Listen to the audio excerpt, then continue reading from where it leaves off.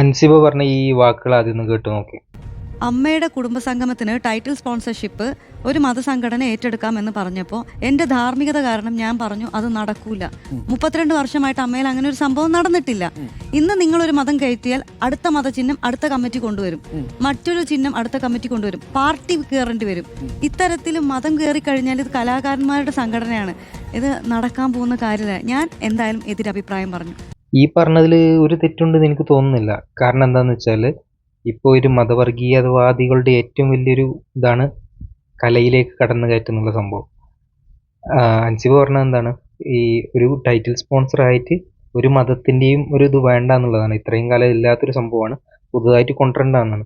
അപ്പോൾ അൻസിബ പറഞ്ഞത് കറക്റ്റാണ്. ഇന്ന് പ്രാവശ്യം വന്ന ഒരു മതത്തിൻ്റെത് വന്നു കഴിഞ്ഞാൽ അടുത്ത പ്രാവശ്യം അടുത്തൊരു മതത്തിൻ്റെതാവും, അതിൻ്റെ അടുത്ത പ്രാവശ്യം വീണ്ടും ഒരു മതം കയറി വരും. അങ്ങനെ മതത്തിൻ്റെ ആളുകളും ഒക്കെ കയറി വരും, അത് അലങ്കോലപ്പെടുത്തും.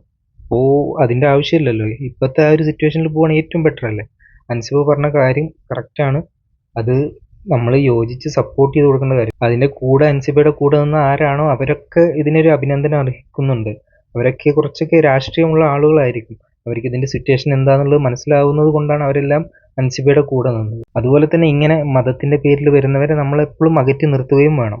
നമ്മൾ എന്നും പഠിക്കുന്നൊരു സംഭവമാണ്, ഇവർ കയറിക്കഴിഞ്ഞാൽ അതിൻ്റേതായ ബുദ്ധിമുട്ടുകൾ നമ്മളൊക്കെ നേരിടേണ്ടി വരും.